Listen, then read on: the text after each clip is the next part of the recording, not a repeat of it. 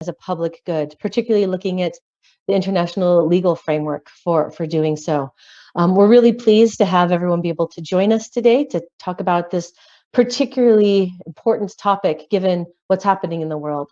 I think the past year has emphasized more than any of us would ever have liked to see the absolute and critical importance in life and death nature of the information that's provided and the impact that can have on individuals' lives, and the need to make sure that those information channels are full of reliable information from trusted sources so that people can make the best decision in face of things like the pandemic that we've seen. Um, we're really pleased today to be joined by three esteemed international experts on the topic of freedom of expression and access to information. I'll just take a few minutes to introduce them, and then we'll be entering into a conversation with all of the three of you around this critical issue of information as a public good. Kind of hear your thoughts, where you think this present situation is, what are the key critical issues we need to be focusing on to really take this forward. And then we'll have, after our conversation, a bit of time at the end, about 15 minutes, for any questions that people may be having. And we'll be asking people to submit those questions into the chat on the platform. And we'll be looking forward to hearing from all of you. So to start, I would like to welcome Irene Khan, the Special Rapporteur on the Promotion and Protection of Opinion and Expression for the United Nations.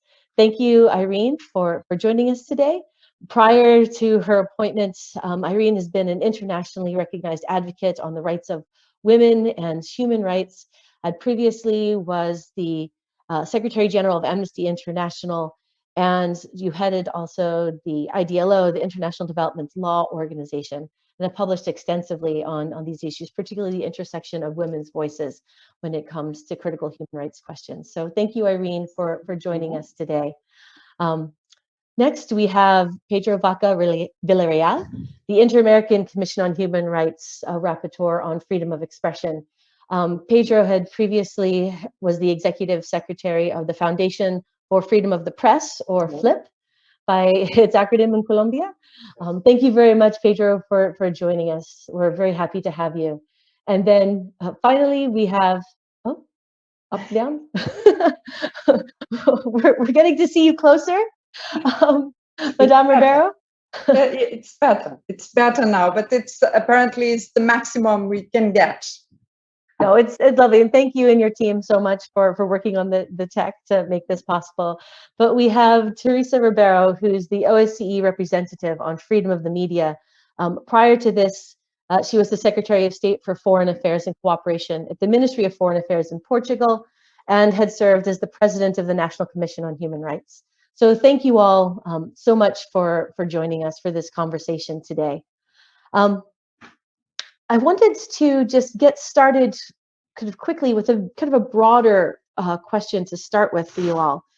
And this is really at the fundamental issue of the question that frames this, which is the importance of access to information to the public. Now, what do you see kind of from each of your perspectives as those key challenges and the key problems public in accessing information that states hold, both in law and practice? So I don't know who maybe would like to start with that. Teresa, would you like to kind of give any reflections that you have on kind of what are the key challenges and access issues that you see? Okay, thank you very much. It's of course a pleasure to be here with you. It's a very special celebration for us all. For me, and let me just add a personal note. I was in Namibia 30 years ago as a young civil servant when the Namibia Declaration that landmarked this very important declaration on freedom of the media was adopted. And I do remember the enthusiasm of the participants around the adoption of the declaration and the expectations on this declaration. We have now very different challenges. We have, of course, the traditional threats we used to have in the past, and of course, this declaration was very much to free media from the states. But nowadays we have other kinds of challenges, other layers of challenges and threats to the media freedom. And one, I would say that one of the things that worries me more nowadays is the distrust on media. And why is it so so terrible? And how does it undermine the access to information and the access to the information that allow us to participate in the democratic society, being informed citizens? Because, of course, what comes with this is a problem of safety of journalists. Journalists are suffering because of this distrust. So what we can see now is not just the attacks against journalists perpetrated by the authorities, but also by the public in general.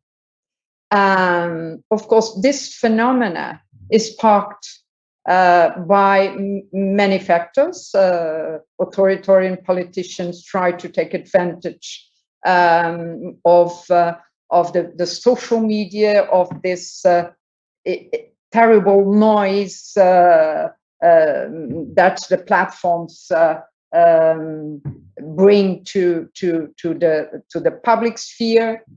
But also, of course, by the social media. They are very important and we should not demonize them.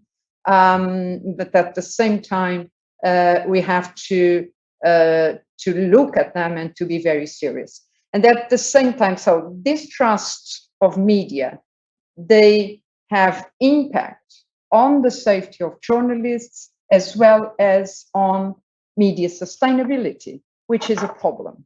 How can media be sustainable if people think, why should I pay for the media if I have all this free information? And this is really a very, very big challenge nowadays. Thank you, Barbara. Thank you very much, Teresa. The issues that you mentioned are certainly ones that my organization of Article 19 has been working on for a number of years in cooperation with you, and are deeply concerning in terms of the way that they've been kind of manifesting around the world. Pedro, could I turn to you and see from the perspective in Latin America, how are these issues kind of manifesting in terms of the information as a public good, and what are the key challenges that you're seeing there? Is there anything kind of particular in terms of the way these issues are felt in kind of the OAS region, kind of compared to maybe what you've seen globally? Thank you, Queen. And I first of all want to thank the organizers for this important event and the opportunity to speak to all of you about the World Press Freedom Day. I come from the civil society that believes that this is the 3rd of May is a ceremony for our topics. And I think that with that respect, and I'm honored to be here. As I speak about journalism and the press, I would like to frame it as both the work of journalists, I mean the labor, but also journalists as a method. No, I think is very important in these times. Sometimes journalists as a labor and as a method is embedded in the formal media environment, and sometimes it isn't. What we are interested in is in protecting and promoting journalism that challenges disinformation, journalism that pushes our states and fellow citizens to respect rights, human rights, to demand accountability and to fight against impunity. That kind of brave journalism and principled journalism is so often threatened, that is receiving attacks. We are living in an era of the internet and globalized mass communication. And in this context, many citizens' capacities for increased access to information have in some ways dramatically improved. Technological progress has created spaces for informed citizens around the world to share and access information. And yet, here in the Americas, we face serious structural and underlying problems that actively prevent journalists and the media from reporting freely and independently. Every day, from the office of the Special Rapporteur for Freedom of Expression at the Americas, we see journalists facing criminalization and civil proceedings for disseminating information in the public interest. We see attacks on the press in the context of protest, persecution and harassment of independent journalists, and denial of access to information on serious human rights violations. This office has long recognized the essential role that independent and diverse media can play in supporting the functioning of democratic societies. And just to be very brief, I would like to highlight some key topics that we have promoted. The first one is to promote media diversity, including by supporting efforts to give voice to groups which are marginalized and at risk of discrimination. We are the most inequality region in the world, and that's something that also has a mirror in the media landscape. We should ensure that regulatory bodies for media are independent. This is a lack in the Americas. They should operate transparently and are accountable to the public and respect the principle of limited scope of regulation. Regulation is a word that is coming back to Congress and that's coming back to executive branches in the Americas, and we are very worried about the way it is discussed nowadays. We should address the major economic challenges, and that goes straight to what Teresa said before. Um, Faced by independent journalism. I mean, how we want journalism, but we are not yet at the moment of being clear on what is needed in the financial side for make it possible. We need journalism that respects and promotes international human rights standards, including those of transparency. And we are devoted for significantly greater attention and resources to media. During this pandemic, and I will wrap up with this idea, the importance of access to information became even more evident, especially through the internet. Many people were kept informed regarding the COVID-19 pandemic situation and related health recommendations, had access to medical resources and consultations with specialists like telemedicine, and received timely information regarding economic assistance or other emergency resources that are available right now. Citizens are demanding basic information on what is happening in their countries. If before the pandemic, we used to say that the right to access to information saved lives, and we invoked it right as an instrumental right for the protection of other human rights. With the pandemic, this has become even more clear. Thank you, Queen. Thank you very much, Pedro, for that, and particularly the last kind of point. I think emphasizing again that the issue that it's become more stark, that right to information is a fundamental access right to other human rights that we have. Irene, I'd like to turn to you now to kind of give your thoughts, particularly in terms of the global view of what you're seeing in your role as UN Rapporteur, and also through the specific lens that you have in this is your background as a journalist, I believe. You worked as a journalist in Bangladesh a number of years ago, and so I'm sure World Press Freedom Day has kind of a special significance to you in terms of bringing these different strands of your expertise together. Thank you very much, Quinn. It's a real pleasure to be back with Article 19 and with my peer rapporteurs on this very important occasion, the 30th anniversary of the Windhoek Declaration. Let me just take a step back to the time when that declaration came into being, because that was also the time when the right to information started.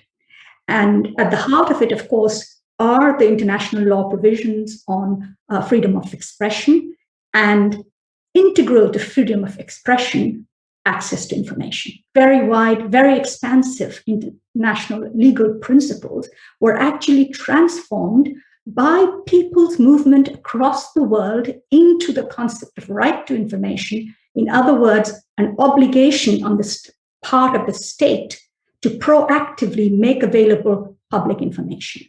That led to people demanding rights, getting it, information commissions being set up, and also the concept of the role of the journalist changing. I think it's very important to look at it in that context. And I can remember in the 90s, for example, the right to information movement in India, where food security, all the mismanagement of food security was exposed by civil society, NGOs, and journalists working together. Public schools in Uganda, the distribution of funds there, and how it was again people's movement, citizens, parents groups, NGOs, radio. Local radio was instrumental in exposing mismanagement of funds by the local authorities. So you can see a very dynamic relationship growing between civil society, organized citizens, and journalists, and on the other side, creating a strong pressure on governments to be more transparent. And so issues of governance, anti-corruption, and so on came onto that agenda. And if you follow that train, most recently, Sustainable Development Goal 16, where the development agenda for the first time recognizes information as a critical element of sustainable development. And again, one of the key indicators for progress on access to information under Sustainable Development Goal 1610 is actually the number of killings of journalists. So you can see the relationship between media freedom, sustainable development, citizens empowerment, and good governance and human rights coming together. And I think that's something that we need to celebrate today. There are, of course, many challenges, as Pedro and Teresa have pointed out, many challenges in the sense that investigative journalism, the stronger it becomes, the more under pressure journalists come. And most of the killings today of journalists are in countries that are not at war, of journalists from Mexico to Malta, of journalists who are actually seeking to expose corruption, organized crime, mismanagement of power. So that, and of course, the impunity in those cases is a huge problem. Then, as Pedro mentioned, the impact of digital technology on how information is produced, shared, and controlled. So we have a huge challenge there where so the creation of social media on the one hand has expanded people's access to information, but on the other hand, put enormous challenges on what we call traditional media, legacy media, to the extent that in some parts of the world, local newspapers are disappearing. And with it, of course, the possibility of communities to share information. On the other hand, disinformation, misinformation has become a challenge. Pedro mentioned, of course, the pandemic. And in that context, whether as a real problem or whether as a perceived problem, governments have introduced legislation, restrictions, even now in India, where, as you know, there is a huge surge in the pandemic, and the government has asked Twitter to take down accounts relating to what the government sees as criticism on the way in which the pandemic is being handled. And so that's a huge challenge, I think, there on how to manage access to information on the one hand, and the impact of technology on the other hand, and the role of the legacy media. And that brings up a lot of issues such as internet shutdowns, where governments shut down internets, for example, in the context just before elections very often, because there's sometimes conflict areas where people need information the most. And today, it's not a question of going out and buying a newspaper. People are getting their information through these platforms. And of course, that creates huge problems in terms of what we understand or what we understood in the 90s as access to information when the right to information movement started. And then something that we haven't really talked about, the digital divide. If digital technology is the means by which people today get news, if media itself survives through digital platforms, then what about those millions and I'm told about 1 billion or more people who do not have proper access to digital technology. So there are huge inequities here and injustices that need to be addressed, and also insecurity of independent, diverse, and pluralistic media. How do we make them strong? And media itself also, I think, needs to improve. We cannot simply take media, quality of media as a given. There are a lot of issues there that need to be unpacked. Thank you. Thank you very much for that, Irene.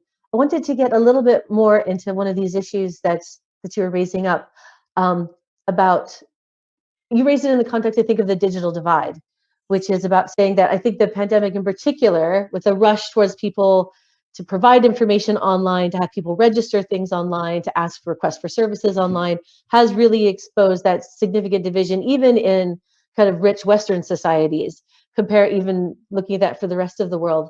But I think it does raise one of the issues that you also touched on a little bit, which is how is that information, like who is bringing information to the public? And like, how are they doing it? Was one of the things that you spoke about is actually radio. And it seems like in the rush to look at oftentimes like the digital information, the digital sphere, oftentimes it's overlooked that radio and community radio is often the key way that a large majority of people, or a large number of people in the world, actually receive information. And so maybe not to all rush to kind of go to the new thing, but also think, how can we strengthen the quality of provision that actually gets to people in these difficult areas without looking for maybe the technological solution in that regard? And maybe that relates to the question, as you've raised, in terms of the economic viability of this.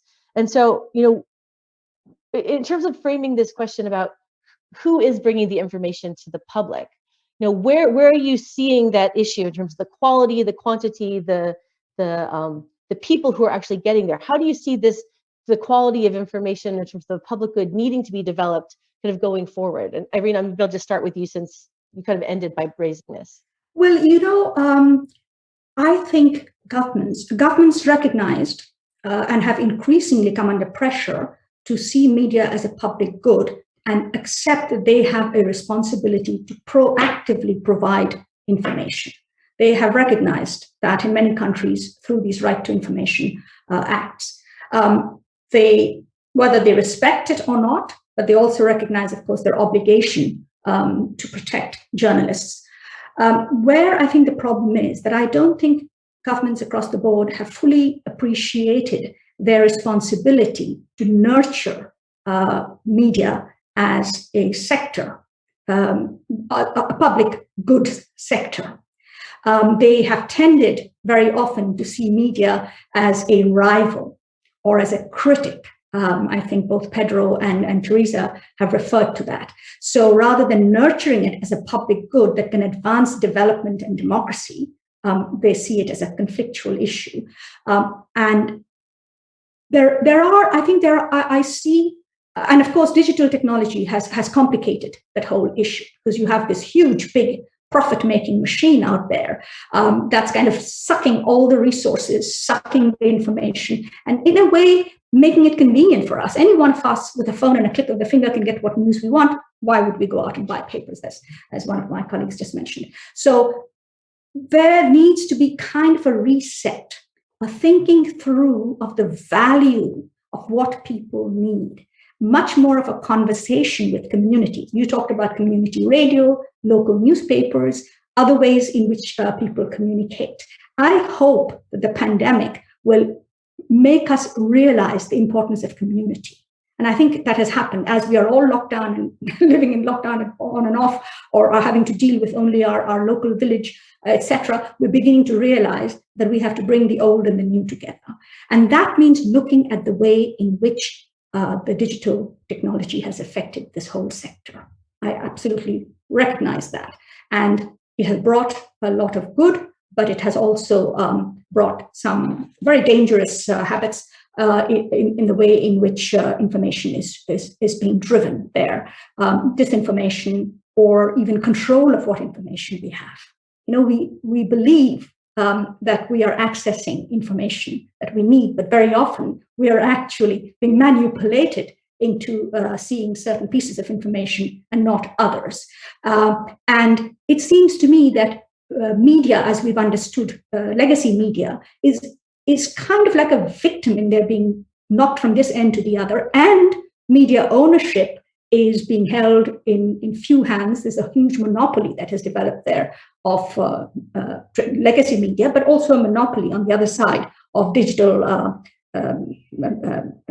technology giants and social media platforms. So between those two sort of sets of monopolies, where is the public good? And I think governments, and this is a great opportunity for UNESCO as the international organization responsible in this area, to begin a dialogue, a multi-state dialogue with civil society, media, governments, and the corporates, the companies, to talk about, if this is a public good, then what needs to be done. We do it with other issues, clean water. We talk about that as a public good.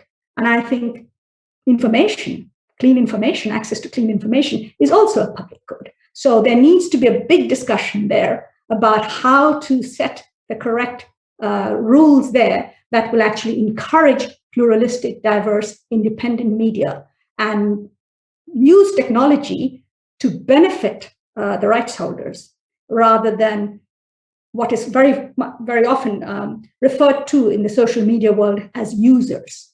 People are not users, they're rights holders. Yeah, users or content producers, and even the worst case scenario that you just, you basically are the content in some cases. Teresa, you'd mentioned in your comments something that Irene had picked up as well, which is looking at the economic viability and the economic sustainability. And Irene, you'd mentioned it in the context of how do we actually nurture this sector? From your perspective, how are you seeing this issue of like the economic viability of the media landscape in relation to the idea of the public good?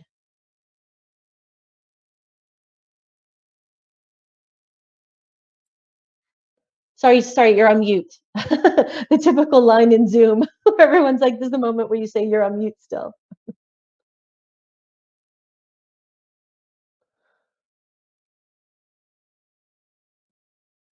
Do you have someone to help? I'll come back to you. I'll go to Pedro and kind of come back in terms of this. Don't worry. Hopefully we can find a way of unmuting you. But Pedro, kind of from your perspective as well, looking at this in terms of the issues of, because you mentioned kind of pluralism and diversity, and Irene had touched on the information on the idea of like the idea of the social media platforms themselves. Oh wait, Teresa, are you back? Yes. Yay! No, but Pedro is okay. I'm causing a lot of troubles. Pedro, go ahead. Thank you. No, I'll go for it. So I want to keep in mind this idea of information as a public good and the right to receive clean information. I think I like that idea raised by Irene. So I think there are three topics I would like to raise. The first one is, I think there's a huge difference between urban journalism and isolated and rural areas, remote areas journalism. I think we are missing as societies what is happening 50 miles away from the big cities, no? And that it's also cross-border and overlap with the financial situation of media. We need to protect local media, community media, urban media, international media, as we are more connected. I think most of the public discussions are focused on capitals, and that's something we have to recognize, and we have to improve local journalism as a different layers of public debates and discussion. The second thing is something that we have discussed before, and that we keep discussing, and is that political leaders and these reference voices for democracy that we protect are spreading I would say a misunderstood concept of that journalism is not needed anymore. No, that it's unnecessary, that that is like a bad actor of democracy. And I think that is poisoning our democracies. And we have to fight against that, and we have to raise the flag of pluralism, of diversity, of saying hi and giving a great hug to controversies. And that's something we have to to recover, because some leaderships are trying to quit the controversies and the pluralism as a key factor of democracies. And in the underline of this idea is the sense, and I would say the big mistake of spreading the idea that journalism is not necessary at all.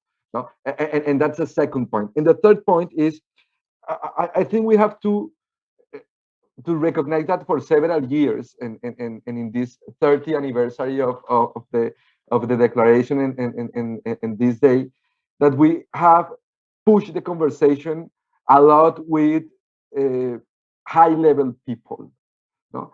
With government, diplomats, international bodies, lead NGOs, and I think that freedom of expression has a lack of ownership among citizens. How do we put the seed of freedom of expression and pluralism among the next generation? I think, and we, in the UNESCO agenda for this event, there's digital literacy, for example. What should we do for a better appropriation of the right we protect, no, or we want to protect, among citizens? Because we have some leaders that are denying some structural points of this right. And I think that's a key element for what we should do ahead. Thank you very much, Pedro. On that is a lot of things, I think, rich ideas there to kind of come back to in terms of the way that you're looking at the broad environments and finding space for support for all the different actors, and the idea of kind of having people feel more of an ownership of freedom of expression, kind of more broadly, and what that would mean. But Teresa, to come back to you a little bit, and that issue of kind of the economic sustainability and viability of the model, and how do we really nurture this going forward? I think you had some thoughts on this. Thank you very much. And this is a difficult situation, a difficult question to answer, and we need to unpack. It's like to eat an elephant.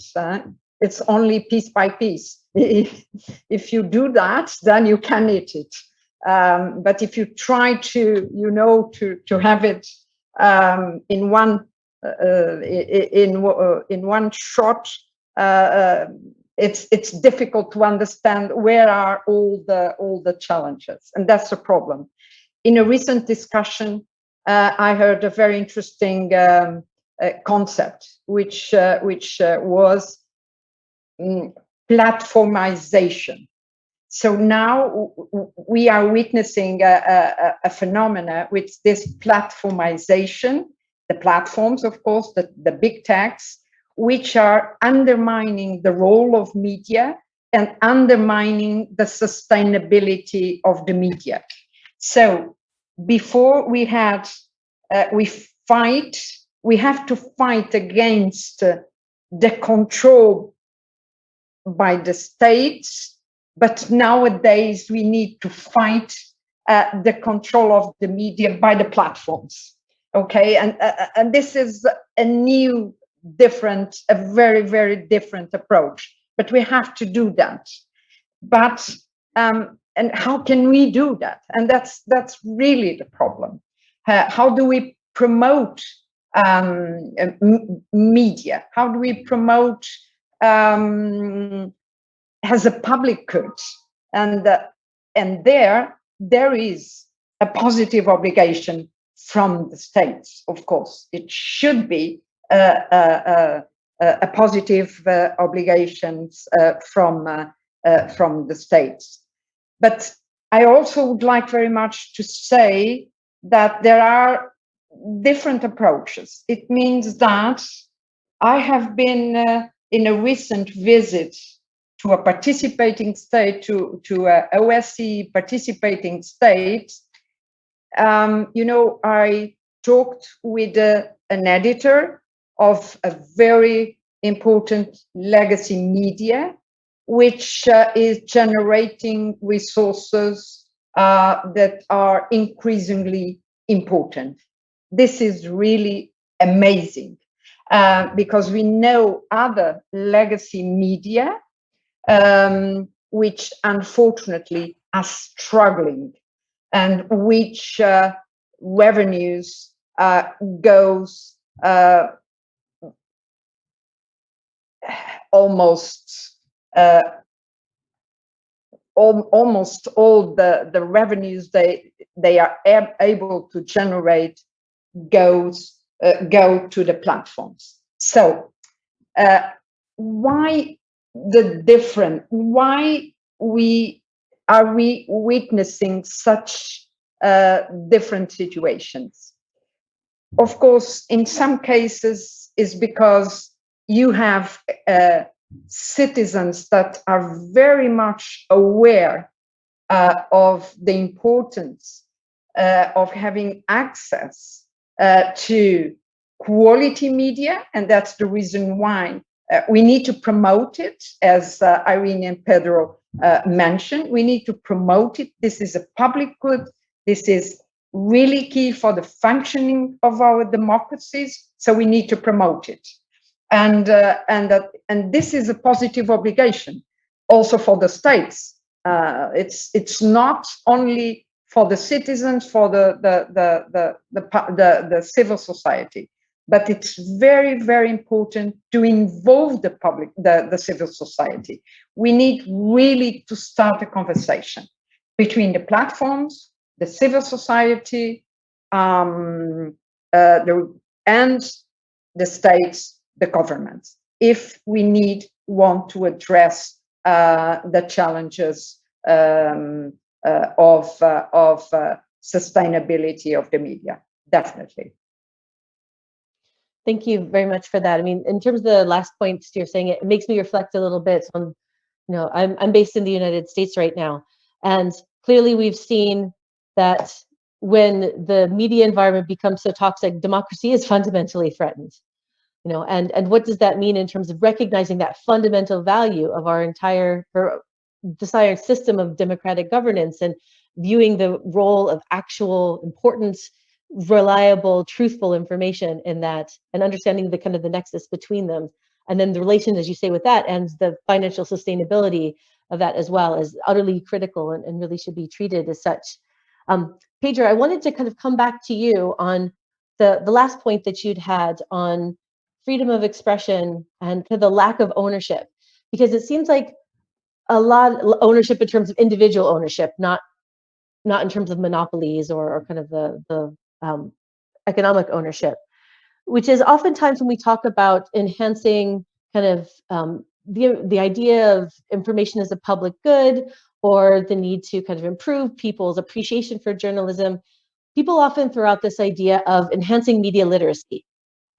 So if people were more media literate, then that would solve a lot of the problems. But what does that actually mean? And so thinking of this through kind of what you had put out there in terms of increasing people's sense of ownership of freedom of expression, what do you think, like having a positive media literacy agenda, or as you put it, like a different way, kind of feeling more connected to the concept, what would that look like in principle? Thanks, Quinn.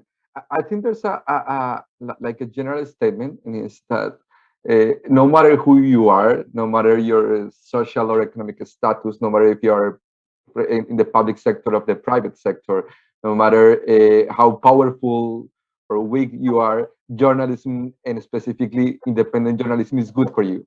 It's going to help you clarify your surrounding. It's going to help you decide what to do, which decisions you should take. Gives a lot of inputs for democracy, and it seems that it's very obvious, but I am not sure that everyone that believes in democracy is committed with that idea, no? And so that's why I think when we review the agenda of freedom of expression for several years, we have conversations with political bodies, ministers of interiors or governance, executive branch. Since 2013, that UNESCO raised the issue of impunity, we started to talk with the judiciary, no? But which has been the work we have done in this intersection in freedom of expression and education. Now, and I think when we go there, there is a lack of efforts. No? I mean, for the last, I would say, 4 or 5 years, there's no conversation about disinformation or misinformation. that does not include digital literacy as one of the things that we should do. But when we compare, for example, the resources between fact checking and digital literacy, there's no there's no proportionality between those two. And also there's a huge paradox, and probably this is going to be controversial, and is when I raise this intersection between education and freedom of expression, I'm not talking about formal education. No, we have a lot of people that spread this information that has a PhD. No? And I mean, the formal education is not equal to a good understanding or a critical understanding of the contents that we receive and spread. No, so I think when I raise this topic of education and freedom of expression, is how do we build democratic values, specifically in this digital era? No, how do we start actions to develop democratic skills in this digital sphere where we are spending most of the time of our lives nowadays with the pandemic? So I mean, the playground of democracy should try at least to keep the conversation peaceful, and that is also that goes straight to our leaders. No, our leaders should behave in a way that is an example of how do we deal with our controversies in a peaceful way, and that is not clear yet, but we should take action on that. I believe that.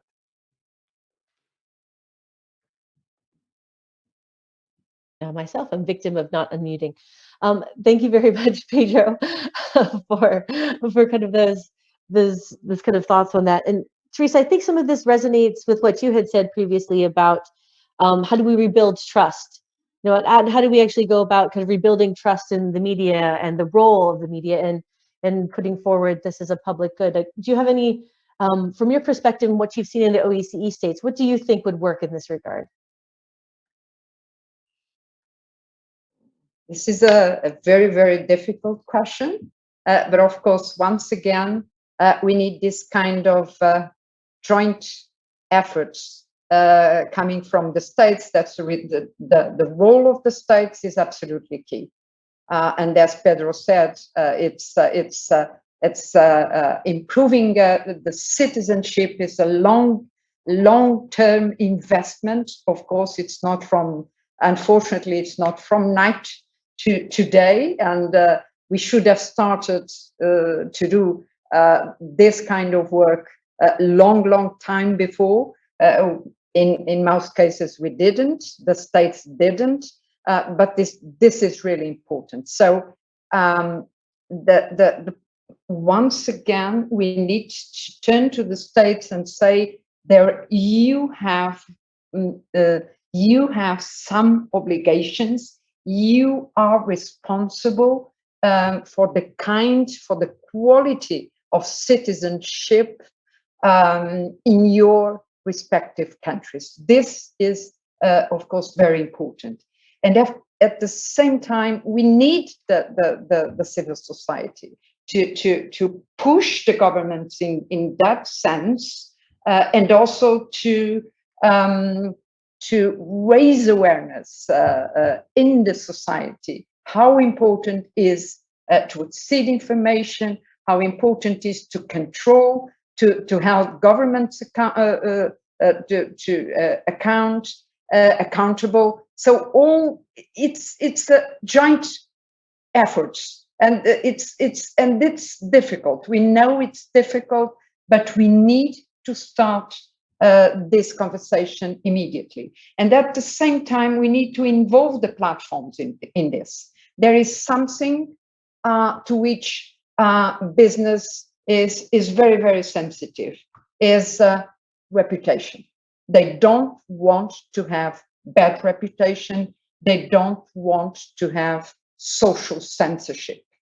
And if our citizens are critical, if the civil society organizations are really pointing to the platforms and saying, you are voluntarily distributing for your profits to have more profits, you are distributing content that you know is not it's disinformation, it's just creating noise. I'm sure that we can really start a conversation. Thank you very much for that. And to take off of that idea a little bit, Irene, for one kind of final comment for you before I think opening up to some of the questions that we've received, is that conversation with the social media companies. What do you think should be the obligations placed on social media companies in this regard? I mean, there's a lot of movement now to look at maybe regulating them as opposed to having an unregulated space before. There's obviously dangers in that regulation going too far in terms of restricting freedom of expression and access to media in certain ways. So how do you see that obligation of social media companies? And one of the things you mentioned, Teresa, is that they need to be, they respond to kind of social capital. So is there a way of energizing civil society and others to kind of make the best use of that social capital, maybe push the companies a bit more? I mean, how are you seeing this space? I think that they have to adopt clear and transparent rules. They have to be transparent, and at the same time, and this is important, the states should create oversight mechanisms, promote oversight mechanisms, but mechanisms that are completely independent from the states, as well as from the platforms. So, and this is the big challenge: is how can we create an oversight mechanism? This is completely independent from the states as well as from the platforms. But we need to have this kind of tool, definitely. Thank you. Thank you very much, Madam Ribeiro. Irene, from kind of the UN kind of global view perspective, what are you seeing as these leverage points against the social media companies that we can look at? Okay, I think that's a very interesting conversation because freedom of expression historically, as you know, has its biggest threat has actually come from the state. So whenever we talk about regulation of this area by the state, we need to be extremely careful. We would, of course, like state institutions that regulate media, whether social media or legacy media, to be independent, but we know that in about 80% of the world, that kind of independence is not possible. It is not realistic. So we have to be very careful. So when it comes to social media regulation, yes, regulation is needed, but not in content moderation. Regulation is needed to ensure that these social media platforms actually respect human rights standards by undertaking human rights impact assessment of their work and of their products. Freedom of expression is part of that human rights system. So what kind of an impact are they having on freedom of expression through their work? Regulation, state regulation might also be needed to make the social media platforms more transparent through algorithmic transparency. And of course, state regulation is needed for data protection because social media thrives on data, our data that we give without even realizing that we're giving it away. And that data protection has to be, of course, the rules have to be put in by the state. But I think we have to be very careful about drawing that line that the state should not cross, even through regulation by independent bodies. We have to be very careful because we know that the default position of many governments is actually censorship. So I would say, yes, regulation is needed, but within certain limits. I would also want to pick up something interesting that I thought Pedro talked about. Pedro talked about the ownership of freedom of expression and that citizens should take ownership. Actually, citizens are trying to take ownership. When you think of Myanmar, Think of Belarus. Think of the risk to which people are putting themselves into and demanding their right to speak out. And that's why I also think that when we talk about media freedom, it's not an isolated element in the struggle for media freedom. It has to be seen in the context of freedom of association and assembly. Civil society and media freedom are absolutely integrated. You will rarely, impossible to have media freedom where civil society is oppressed or the other way around.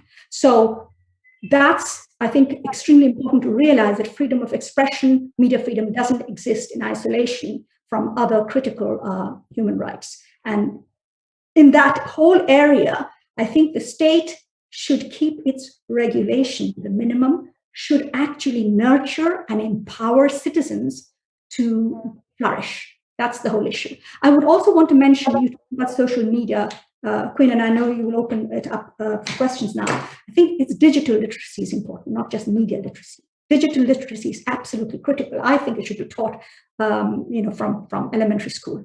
And probably the kids are picking it up anyway, but it would be good for them to know what is quality digital material as opposed to not quality. The other area is quality education of journalists.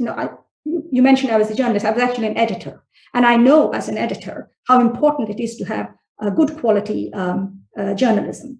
And that means pumping resources. That's what the state should be doing, pumping resources into education of journalism, into digital literacy, into media literacy of citizens, and keep its regulation in very specific areas where social platforms need to be transparent, need to be accountable, need to provide remedies, and need to ensure that they are doing human rights impact assessments of their work. Thank you very much, Irene. Teresa, I saw you raise your hand at some point when Irene was speaking. Is there something you wanted to reflect on as well? No. Yes, no, I just want, I don't want to be misunderstood. When I'm talking about oversight and independent oversight, I'm not talking about solutions that are created around the government, not around the governments or around the states. No, it's not this. It's the states. They have an obligation to promote the solution of an ecosystem that works and that empowers citizens and that allows citizens to exercise their rights. And this is very much so. Oversight, independent, completely independent from the states. If we create an oversight mechanism, it must be independent from the states completely. And we need, but it's the obligation of the state is to promote the right ecosystem. Thank you. Thank you. I think that is the challenge, right? That's one of the questions that we'd actually received, is that given the relatively limited toolbox that's there to do this while protecting freedom of expression, what are some of the mechanisms? Pedro, did you have anything that you wanted to kind of add to this as to how we create this kind of more positive environment in which the public good of information and media can be recognized more succinct or more clearly? I think we should not force a positive environment, because it could be like an out of context action. I think we should move forward to reach that. No? And I think there are like three ideas trying to collect the part of the conversation. And this is also a good day and a good moment for let's say a critic mention to media. No? I mean, it's not only the way we support media, we need quality journalism. And at that level, we also need a self-reflection from the media outlets and journalism of what is needed from their side to increase the quality of media. Because in the lacks and in the gaps of quality of journalism is where disinformation flows. No, so as we have quality media, disinformation is going to be harder in the spread process. The second idea is that governments or some leaderships that could be closer to authoritarianism could live. No? But the atmosphere of denigration of the press, the atmosphere of stigmatization of the press stays for so long. And that's like the huge consequence of this kind of leaderships. And then talking about tech platforms, I mean, something that we have to recognize that they are the host of social conversations nowadays. And they're the host of democratic conversations and also authoritarian conversations. So we need them, and when I say them, is tech platforms committed with democratic values. And the base of that is transparency, no? Is a due process. But then I think we need more, no? And we need to discuss what more they can offer, no, to democratic values. Because at the time authoritarianism covers it all, their own business itself is going to break down. No? So it's also something that is needed for the whole society. Thanks very much for this. We're getting kind of close to the end now. And so I wanted to turn to you all to see if there's any kind of final thoughts that you wanted to share in terms of this challenge that we've been talking about, in terms of getting forward this idea of kind of information as a public good and trying to advance that and really embed it as something that's more clearly recognized and valued in the broader media landscape that we have. Teresa, do you have any kind of final remarks you'd like to leave us with?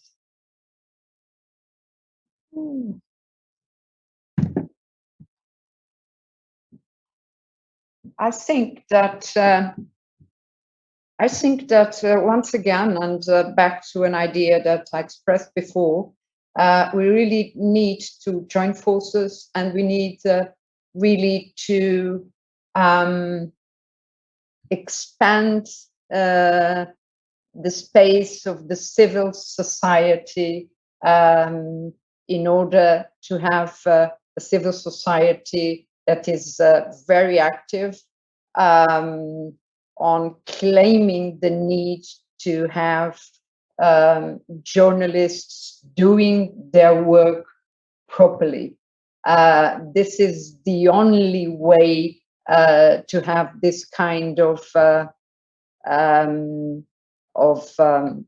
quality information that we all need. Thank you very much for that. Pedro, can I turn to you? Any kind of reflections on you from you or hearing your other colleagues on this? I keep this idea of the right to access to clean information. I think that's something that links a lot of concepts that we have discussed. And also, I encourage civil society to promote and to keep these discussions ongoing. I know we have a lot of Zooms, we have a lot, but probably this is a moment in which we have a responsibility of what is going to happen next. No? When I look at the region where we monitor the situation of freedom of expression, I'm very concerned about how some countries that, I mean, we have a chapter in our annual report that highlights the country where the situation of human rights worries us the most. And that list seems to be increasing the number of countries. No? Because from a positive perspective, that list should be decreasing year by year. But that is something that is unfortunately is not happening. And I mean, an honest call to our leaders. No? We need them as an allies for freedom of expression and pluralism, because the consequences of a self narrative, I mean, leaders that only want to be told as they like, put some seeds that we are going to I mean, the consequences of that are going to be very, very damaging to democracy, and that's something that really worries me. Thank you very excuse me. Thank you very much for those thoughts. And Irene, are there any final thoughts for you on this topic and where you can see these issues being taken forward? Thank you. Public good is usually the protection of public good requires multiple actors, multi-stakeholders: the state, civil society, and business. Now, in the context of the state, I think the state has to stop criminalizing journalists. If something is a public good, you do not criminalize it. And that would send a very strong message out there. As far as companies are concerned, again, if it's a public good, then you protect it. You do not destroy it. You do not undermine it. You do not corrupt it. And that, the way I would expect social media to behave when it comes to encouraging media freedom. And there we have talked about regulation, but there is also self-regulation. It's very much a self-regulated industry right now, and they need to take, and the big giants, like in other industries, whether it's the oil industry or the retail industry or whatever, social media now have to take responsibility. They cannot hide behind the principle of innovation and do what they want. They have to be open and up there and play their civic role. And then, of course, civil society and media itself also have to recognize that they have a very powerful weapon in their hands, the weapon of good, clean public information. And therefore, they need to rise to that challenge and behave properly. Media is also part of the problem, we know that. So they need to also become part of the solution. And finally, the citizens. They have a responsibility. We protect clean air. We seek to protect clean water. We seek to create good environment. We also need to create a good, healthy news environment ourselves and play our role there. I think it's through that sort of multi-stakeholder approach that we can make media, public information, a real public good. Thank you very much, Madam Ribeiro, Irene, Pedro. Thank you so much for your contributions today. It's been a really interesting conversation. Thank you all for joining in. I think we're going to have to go now. Thanks to UNESCO for hosting World Press Freedom Day.